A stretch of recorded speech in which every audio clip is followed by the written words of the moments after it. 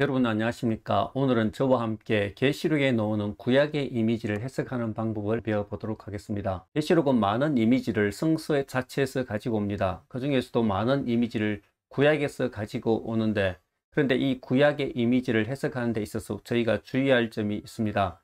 그것은 바로 신학적인 해석까지도 구약적으로 해서는 안 된다는 것입니다. 신학적인 해석은 반드시 예수님께서 오셔서 성취해 놓으셨던 신약적인 기반을 통해서 해석을 해야 할 부분이 많이 있습니다. 그것을 요한계시록 11장에 나오는 예를 통해서 한번 저희가 살펴보고자 합니다. 요한계시록 11장에 가면 천사가 요한에게 마지막 시대에 예언하라는 명령을 내립니다. 그리고 나서 하나님의 성전과 제단과 그 안에서 경배하는 자를 청량하라고 말합니다. 그리고 나서 바깥들을 42달 동안 내버려 두라고 말하고, 이 바깥들은 이방인들에게 밟힐 것이라고 얘기를 합니다.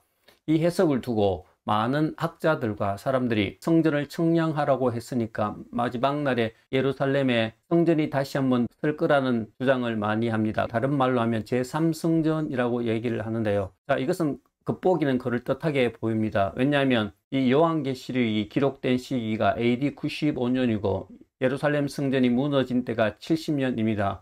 그러므로 하나님께서 성전을 청량하라는 이 말이 나왔으니까 이것은 다시 한번 성전이 세워진다는 가정이 있어야 청량이 되기 때문입니다.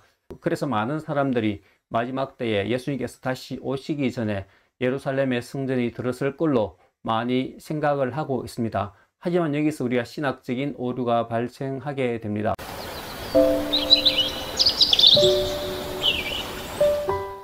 우선 성전의 기본적인 개념부터 한번 살펴보도록 하겠습니다. 성전은 가장 중요한 것은 하나님이 계신 곳입니다. 다른 말로 하면 하나님의 임재라고 표현할 수도 있습니다. 구약에서 하나님의 계신 곳은 성막이나 솔로몬 성전과 같은 건물이었습니다. 하지만 신약에 오시면서 하나님 자신인 예수님께서 이 땅에 오셨기 때문에 예수님 자신이 바로 성전이라고 말씀하십니다. 이것은 요한복음 2장에 가면 잘 나타나 있습니다. 예수님께서 예루살렘에 가셔서 너희가 이 성전을 헐라 내가 사흘 만에 이 성전을 일으키리라 하고 따라오는 해설에 있어서 예수님은 이 성전이 바로 자기의 육체를 가리키는 것이라는 설명을 덧붙이고 있습니다. 즉 예수님께서 오셔서는 성전이신 하나님 자신이 오셨기 때문에 하나님을 만나려면 예수 그리스도를 만나야 한다는 그것이 바로 이 말씀에 포함되어져 있는 것입니다.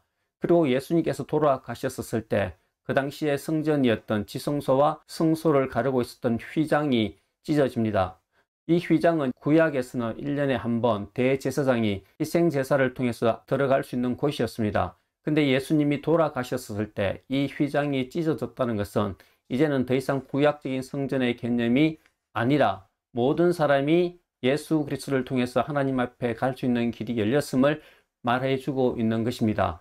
또한 예수님께서는 성천하시고 난 이후에 예수님을 대신하여서 이 세상에서 사역을 하실 성령님을 보내주십니다. 성령님은 다름 아닌 예수의 영인 것입니다. 그러므로 예수 그리스도를 믿는 모든 사람은 성령을 받게 되는데 그 순간 모든 사람이 하나님의 성전으로 바뀌게 되는 것입니다. 이것을 바로 사도 바울은 고린도서서 3장 16절에서 잘 말해주고 있습니다. 너희는 너희 몸이 하나님의 성전인 것과 하나님의 성령이 너희 안에 거하는 것을 알지 못하느냐. 그리고 고린도후서 6장 16절에 들어가면 사도 바울은 우리는 살아계신 하나님의 성전이라는 말로 이것을 다시 한번 요약합니다.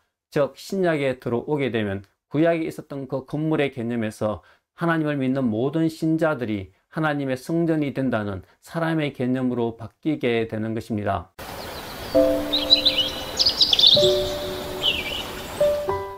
만약에 이 예루살렘의 성전이 들어선다는 것은 단순히 건물이 들어선다고 생각하시는 분들은 신학적인 오류가 있는 것입니다. 왜냐하면 또 다른 성전이 세워진다는 것은 바로 예수님께서 행하신 이 사역이 불완전하기 때문에 뭔가 보충한다는 개념이 그 속에 신학적으로 내포되어 있기 때문입니다. 그렇다면 요한계시록 11장에 넣어놓은 이 성전을 어떻게 해석해야 올바른 해석이 될 것입니까? 요한계시록 11장에 넣어놓은 이 성전은 다름 아닌 에스겔 40장에서 48장에 나오는 성전을 말하고 있습니다. 에스겔 40장에서 48장에 나오는 성전은 하나님께서 예루살렘 성전이 망하고 난 뒤에 다시 한번 하나님의 영광이 회복될 것을 성전의 이미지를 통해서 말해주고 있습니다. 그런데 이 에스겔 성전이 그 앞에 있는 솔로몬 성전이나 성막과는 다른 점이 하나 있습니다. 그것은 바로 바깥들이 층가되고 있다는 것입니다. 그 전에 솔로몬 성전까지는 지성소와 성소가 있고, 다음에는 안뜰에 하나님께 번제를 드리는 번제잔이 있었고, 그리고 그 옆에 손을 씻는 물두멍이 있었습니다. 그 이후에 성막에서는 천막이 있었고, 솔로몬 성전에서는 성벽이 세워져서 바깥뜰과 안뜰을 구분했습니다. 즉 하나님의 성전은 안뜰을 가지고 바깥뜰은 제외가 되었던 것입니다.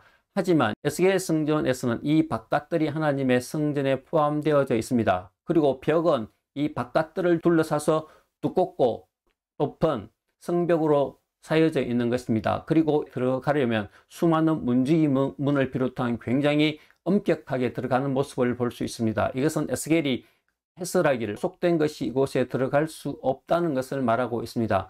요약하자면 솔로몬 성전까지의 성전과 에스겔 성전에서 가장 큰 차이는 무엇이냐 하면 바깥들이 포함되어져 있다는 것입니다. 이것은 다름 아닌 하나님께서 새롭게 주실 성전은 이스라엘 지파에게 준 성전을 넘어선 보다 큰 성전의 개념임을 알 수 있습니다. 그런데 이 성전이 어디에서 등장을 하냐면 계시록 22장에 등장을 합니다. 계시록 22장에 들어가면 하나님과 어린 양의 보좌로부터 생명수가 흘러져 나오고 있습니다. 그리고 그 생명수가 강을 이루는데 강 양편에는 12가지 열매와 그리고 생명나무의 잎사귀가 있는 것을 보게 됩니다. 에스겔 47장에 나오는 에스겔 성전이 여기에서 등장하는 것입니다. 즉 에스겔은 하나님께서 주실 성전을 미리 보았지만은 실제로 그 에스겔 성전이 완성되는 것은 예수님께서 재림하셨을 때 완성이 되는 것입니다. 성전도 예수님께서 오셨을 때 성취되기 시작하시지만은 최종적인 완성은 예수님의 재림 때에 완성되는 것을 우리가 알 수 있습니다. 그런데 여기서 우리가 주의할 점이 있습니다. 구약에서는 성전이 하나님의 건물의 개념이 있었지만 신약에서는 성전이 사람으로 바뀐다는 것을 알게 됩니다. 하나님의 백성이라는 개념으로 아는 것이 포인트가 되겠습니다.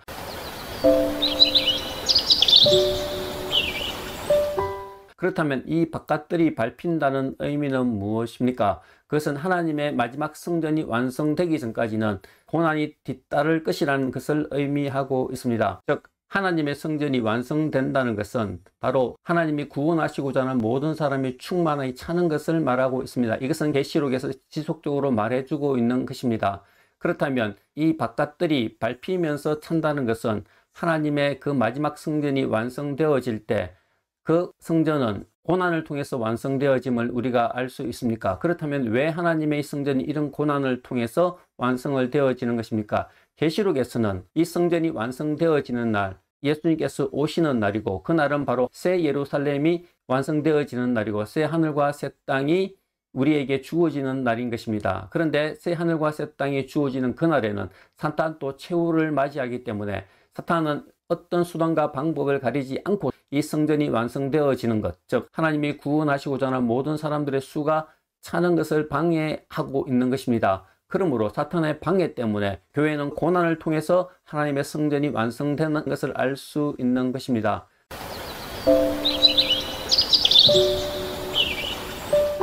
그러므로 여기서 우리가 주의해야 될 것은 이 성전의 이미지가 구약에서 가지고 오지만은 그 해석은 방금 말씀드린 것처럼 신약에 예수님께서 이룩하신 그 성전의 이미지와 같이 결합하여서 해석하지 않으면 또다시 하나님의 성전이 설 것이라는 신학적인 오류가 낳는 해석을 이끌어낼 수밖에 없는 것입니다.